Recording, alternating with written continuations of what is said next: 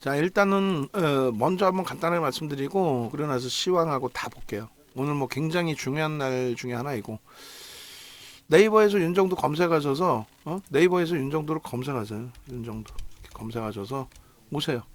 그냥 홈페이지 찾아오시면 메인 화면이 이렇게 나와 있습니다.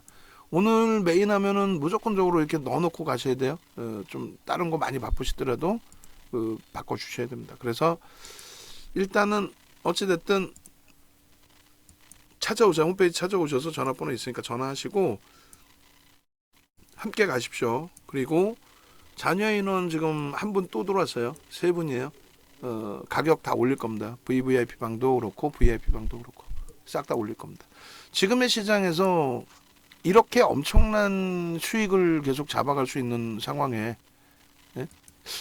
왜 혼란스러워 하시는지 그게 가장 아쉽고요.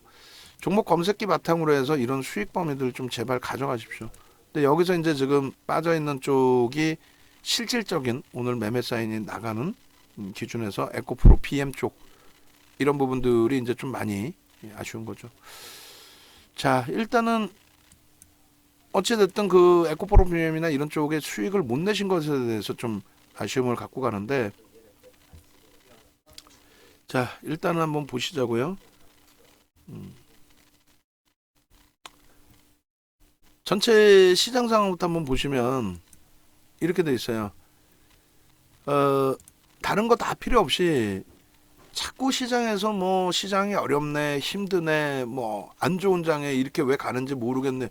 그 말 같지도 않은 소리에 귀담지 마십시오. 지금 장이 안 좋나요? 어? 지금 장이 안 좋아요? 어마어마하지 않아요? 어마어마하죠. 그리고 저 부분에 이제 그 세계 지수에 저것도 넣을 테니까 NH가 저는 이해가 안 되는 게 어떻게 영국 증시가 안 들어가 있다는 게 저는 이해가 안 돼. 분명히 들어가 있을 텐데 제가 못 찾는 거일 텐데 하여간에 영국의 지수가 사상 최대치 신고가 찍고 이번에 이제 눌린 거였어요.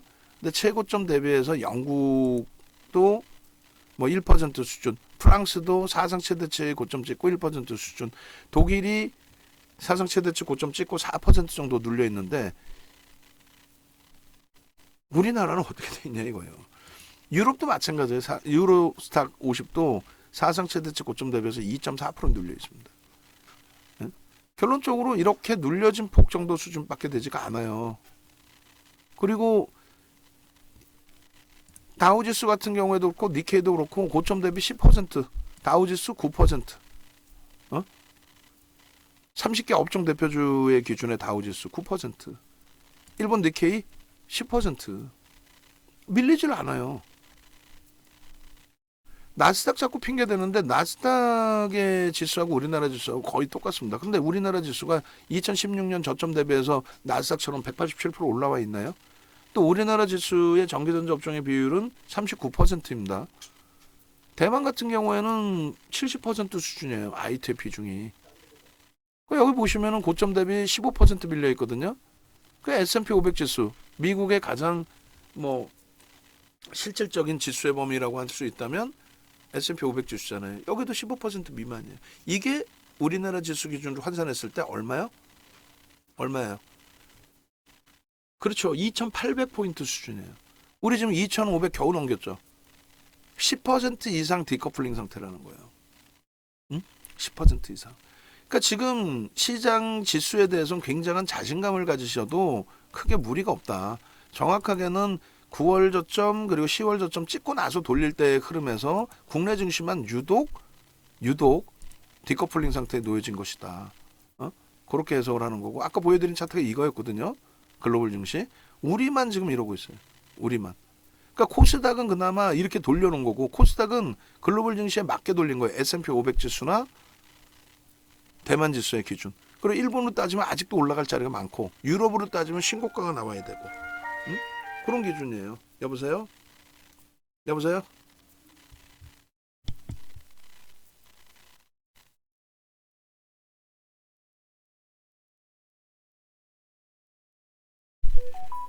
그래서 결론적으로 코스닥 시장 쪽이 그나마 돌려놓은 거고 유가증권 시장은 아예 그 자체 흐름을 가져가지도 못하고 있단 말이에요.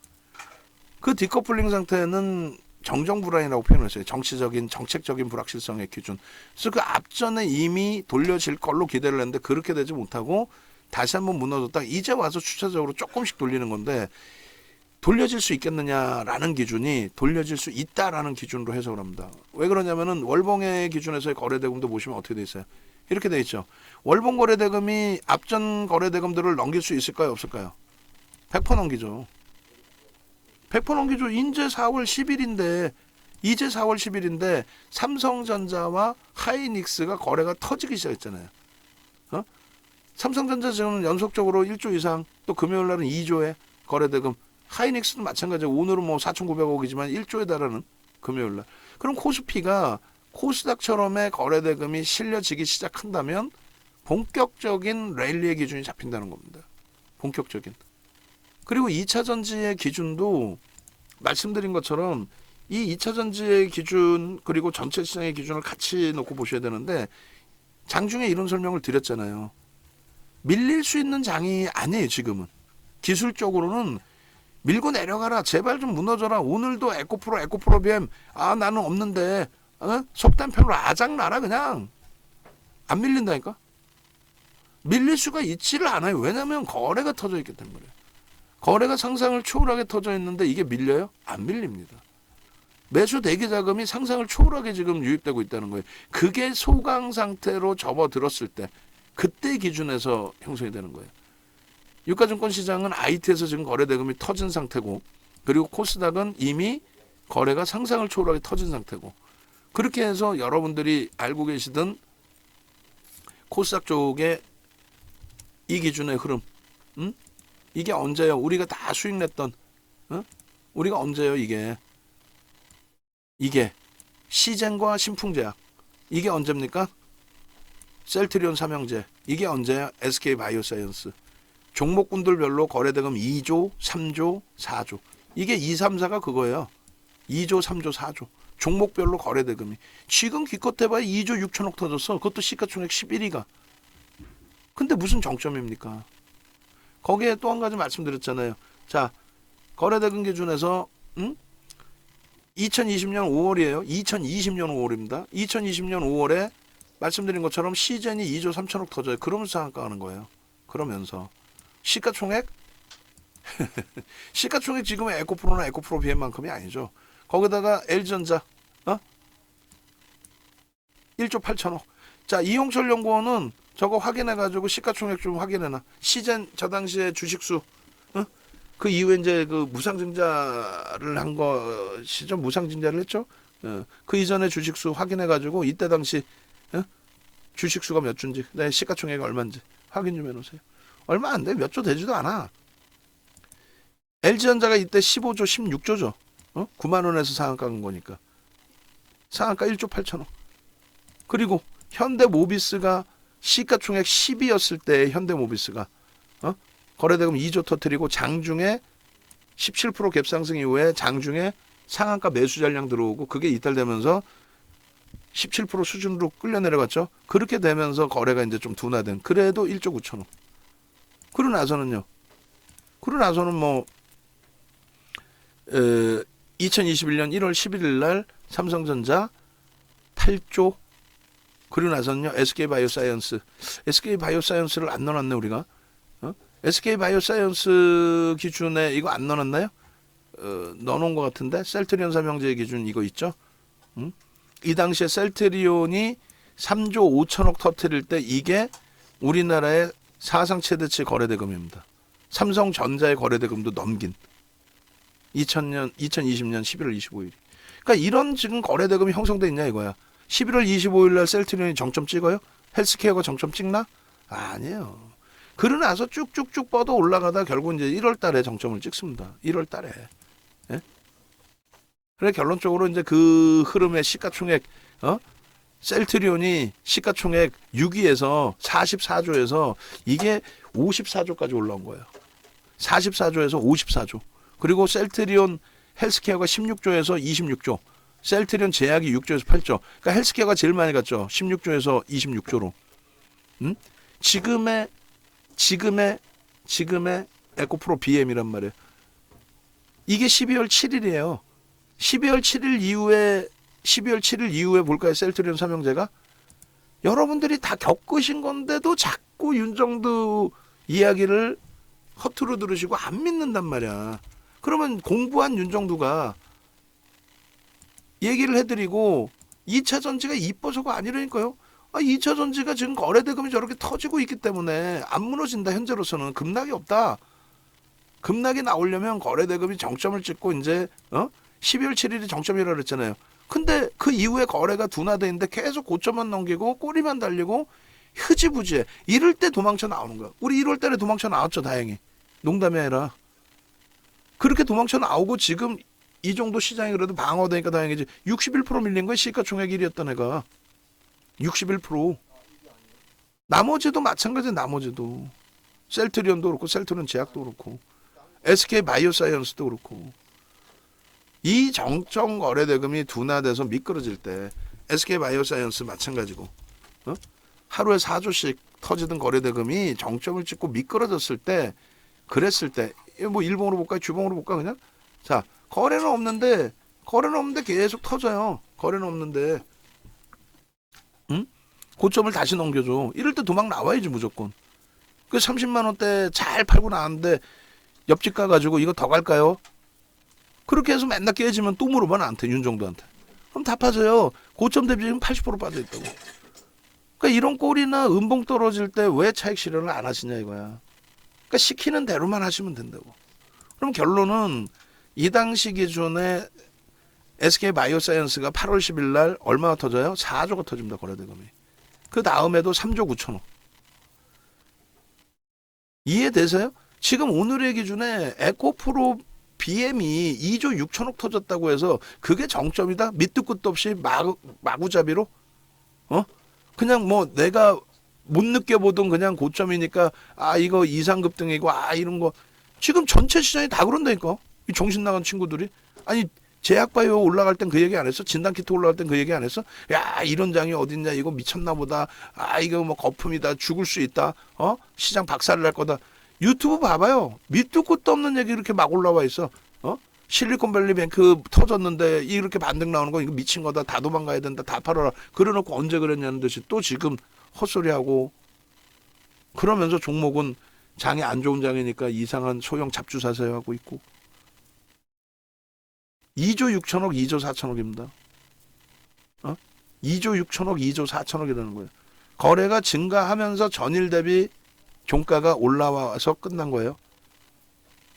거래가 증가하면서 3월 31일 날 시가총액 8위까지 올라왔을 때 거래대금 1조 2천억 터진 이후에 다시 1조 3천억 터지면서 고점을 넘겨놓은 거예요. 거래가 없이 움직인 게 아니라 거래가 터지면서 삼성전자까지도 거래가 터지면서 움직이는 겁니다. 지금. 거래가 급격히 감소했을 때 그랬는데도 고점이 계속 넘겨지면 그러면 그때가 정점의 기준점이 될 수 있다.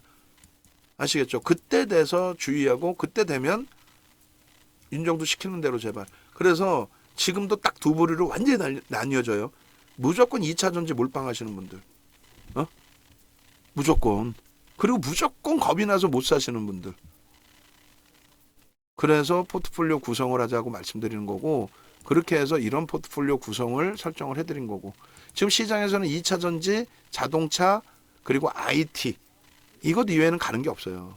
시장에서 2차 전지, IT, 자동차 이외에 가는 게 뭐 있어요?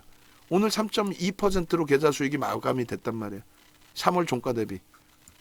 여기에는 에코프로 수익이 들어가 있지도 않은데도 불구하고 우리 에코프로 이번 달에만 에코프로 4월 5일, 4월 6일 또 에코프로 BM 4월 7일 계속 샀잖아요.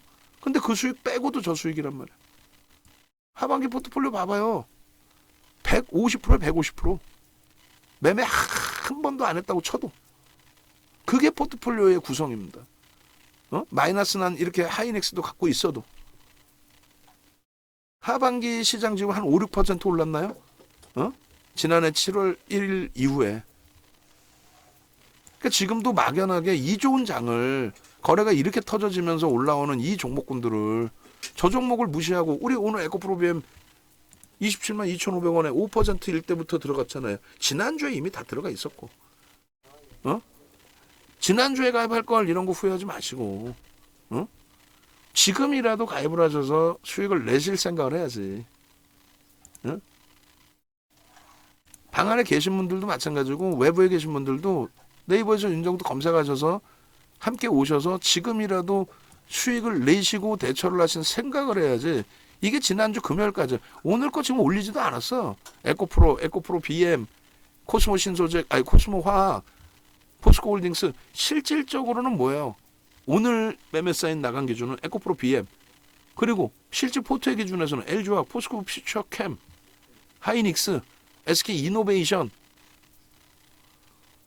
이 좋은 장에 겁먹어서 못 사거나 이 좋은 장에 너무 자신감 있다고 속된 편으로 몰빵하거나 그것만 제외하고 나면은 왜 수익을 못 냅니까? 에? 왜 수익을 못 내요? 3개월 만에 70%씩 올라가는 삼성전자 하이닉스, 3개월 만에 70%씩 올라가는 LG화학, 현대차. 2021년 1월을 얘기하는 겁니다. 10월부터 10월, 11월, 12월, 1월 초까지 그 수익을 다 잡아내고 눈누난나 하셔놓고 지금에 와서는 내가 없는 종목에 대해서는 손가락질하고 그러면 안 되겠죠. 우리는 객관적으로 간다 이거예요. 프리미엄이 높은 만큼 꺾일 때에는 차익 실현 명확히 하고 그 등락 범위를 오늘의 기준에 에코프로를 좀 일찍 잘렸잖아요. 저는 3%에 다 정리한다 해서 전량 정리가 된 거고 대신에 다 잘라낸 대신에 차익 실현이죠. 잘라낸 게 아니라 전량 차익 실현한 이후에 에코프로 BM에서 27만 2,500원 물량이 4만 원 이상 올라와서 31만 5,500원까지. 그리고 전량 또 차익 실현했고 재편입까지. 변동성 매매 기준은 변동성대로 대처하자는 거예요. 제2호도 오늘 잘 대처가 됐죠. 응? 전량 차익 실현 이후에 다시 살 수 있는 기회가 잡혔잖아요. 냅뒀더니 더 가더라 하기에는 프리미엄이 높다. 자, 보겠습니다. 종목별로의 오늘 뭐 간단한 수급 보고 마무리 질 건데 업종별로 분명히 말씀드리지만은 IT, 자동차, 2차 전지 이외에는 우리나라에서 지금 올라간 종목군 자체가 없습니다. 있으면 갖고 와보세요. 시장 대비 월등히 강한 쪽이 없습니다. 거기에 수급 범위가 뒷받침되어 있는 거는 IT입니다. 수급이 뒷받침되어 있는 건 IT와 누구 자동차입니다. 2차 전지는 수급이 뒷받침되어 있는 게 우리가 가지고 가는 쪽 정도 수준뿐이 안 됩니다. 뭐 어떤 거? LG화학, 포스코 퓨처캠, SK 이노베이션 정도. 자, 삼성전자입니다. 상상을 초월하는 수급이 지난해 9월 말 10월 저점 대비 계속 들어오고 있죠. 그러니까 8월 달 고점을 넘기는 거예요. 8월 달 2,545포인트의 시장 고점을 이번에 겨우 종가상으로 2,500 넘긴 게 처음이에요. 작년 8월 이후에 2,500을 넘긴 게 종가상으로 처음입니다. 응? 근데 이미 IT는 다 넘겨 있다는 거예요. 물론 하이닉스는 못 넘겼어. 그래도 하이닉스도 지난해 말 또 이번 저점 대비해서 30%까지 올라왔다가 눌림목. 그게 지금 24%예요. 1월 이후에 10% 조금 넘게 올라온 시장 대비해서 월등하죠. 수급 봐보세요. 104,500원을 넘기던 그 수급보다 더 뛰어난 위치란 말이에요. 삼성전기는요. 9월 말 10월 저점 대비해서 41%예요. 45%까지 올라왔죠. 수급 논리야. 펀더멘탈적인 부분에 프리미엄 그렇게 높지 않아요. 2차 전지처럼 프리미엄 높지 않아요. 성장주 기준까지. 응? LG전자 올해만 40% 넘게 올랐습니다. 그러고 나서 눌림폭 기준 올해만 40% 넘게 올랐어요. 그 다음이 자동차, 현대차와 기아. 우리는 아쉽게 현대차의 기준이지만 지난해 12월 말 종가 대비 23%, 27%까지 올라왔죠. 기아 40% 가까이 올라오고 지금 종가 기준으로 36.59입니다. 그러니까 자동차하고 IT 이외에 오른 거는 2차 전지뿐이 없다니까. 근데 그 2차 전지에서도 수급되는 거는 LG화학 또 LG 에너지 솔루션 또 삼성 SDI 얘네뿐이 없어요. 그래서 우리는 그중에 LG 에너지 솔루션은 LG화학이 지분 다 갖고 있으니까 블록들 얘기가 나올 시점이라고 그랬죠. 그래서 LG화학을 주력으로 보는 거예요. 삼성 SDI는 IT를 우리가 다른 IT를 갖고 있기 때문에 반도체, 그리고 삼성전기, LG전자를 갖고 있기 때문에 삼성 SDI보다 LG화학으로, LG에너지솔루션보다 LG화학으로. 그러고 나서 변동성의 기준에서는 사실 포스코 퓨처엠도 가장 세네요. 얘가 가장 들 빠졌고, 그리고 가장 먼저 1월 26일 날 14% 들어올리면서, 그러면서 2차 전지의 반등을 이끌어낸 게 얘입니다. 물론 테슬라의 흐름의 반등을 잡아낸 이후의 기준인 거죠. 결론적으로 이 흐름 속에서 포스코 퓨처엠도 계속 신고가를 일래요. 수급이 다른 쪽하고 비교할 수준이 아니에요. 그 이상입니다. 그리고 SK 이노베이션, 이제 지난해 4분기에 한번 들어갔다가 사실 손절하고 나왔잖아요.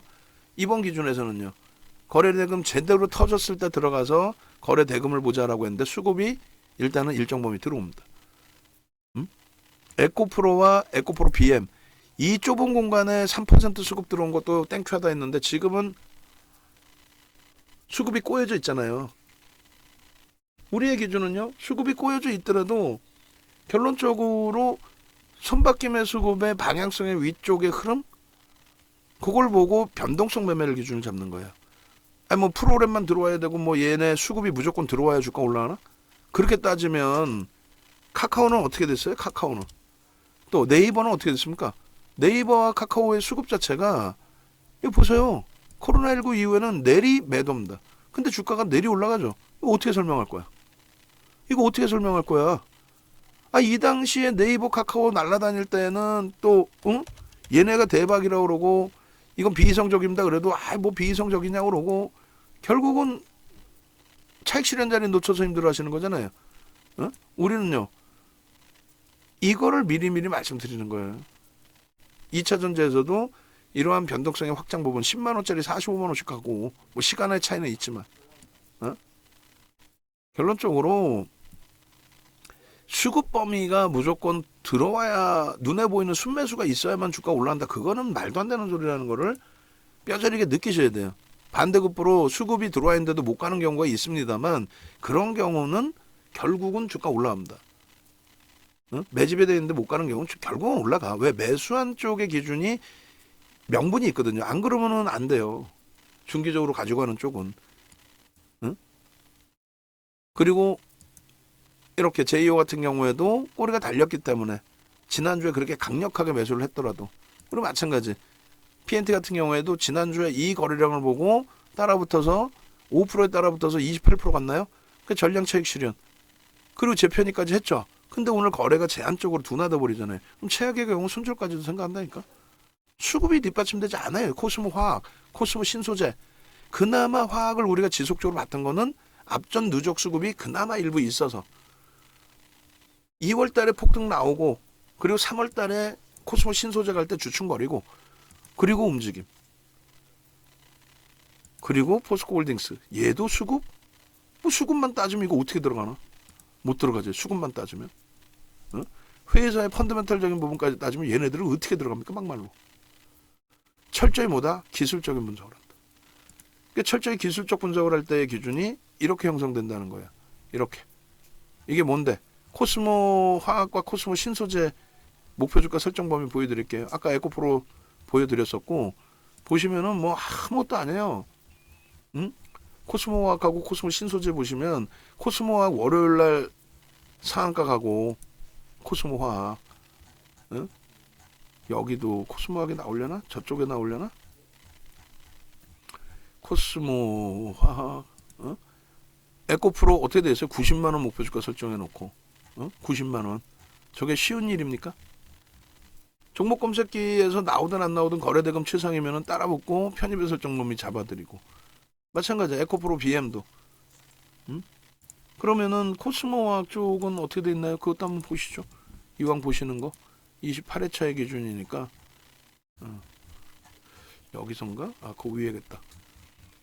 코스모 화학도 보시면은 목표 주가 설정 범위 보시면 소름 돋으실걸요? 나는 소름 돋는데? 코스모 신소재, 코스모 화학 보시자고. 자, 보시면 이렇게 돼 있어요. 코스모 신소재입니다. 또 그 위에는 화학인가요? 신소재부터 나와 있구나. 코스모 신소재입니다. 코스모 신소재입니다. 코스모 신소재입니다. 여기서 샛별행이 떴습니다. 샛별행이 떴습니다. 샛별행이 떴습니다. 샛별행이 떴다고요. 그리고 교육해드리고 목표 주가입니다. 13만 원입니다. 예? 얼마일 때? 10만 원일 때.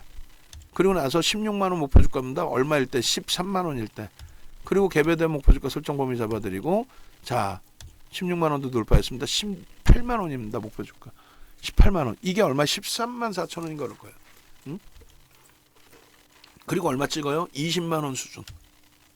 20만 원 수준. 마찬가지야. 45,300원을 찍은 4월 3일 월요일 날 54,300원을 찍은 이 코스모화학을 사학과 가잖아요. 월요일 날. 이 흐름 속에서 목표주가 설정 범위를 얼마를 잡아드려요?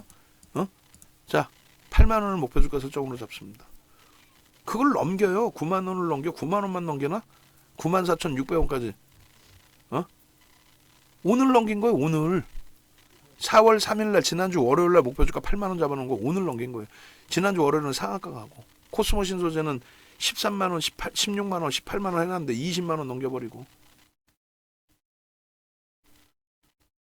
기술적인 분석에 대해서 어려우시면 말씀드린 것처럼 함께 가시면 돼요. 함께. 그리고 나머지 주력주 설정 범위를 같이 가지고 가십시오. 그렇게 해서 말씀드린 것처럼 이 수익 범위 놓치지 마세요. 이 수익 범위 왜 놓쳐? 왜? 이 수익 범위를 오늘 기준 올려 놓지도 않았어요. 지금 아직. 방한 분위기 뭐 이거 일일이 다 보여드려야 되나? 전화번호 밑에 나와 있죠. 전화하시고 방한 분위기 뭐 일일이 다 보여드려야 그 뭐 기준 잡히는 거예요? 주린이 달리자 선생님 수익부터 해서 다 하나씩 다 보여드려야 돼? 함께 가세요. 함께 움직이시고.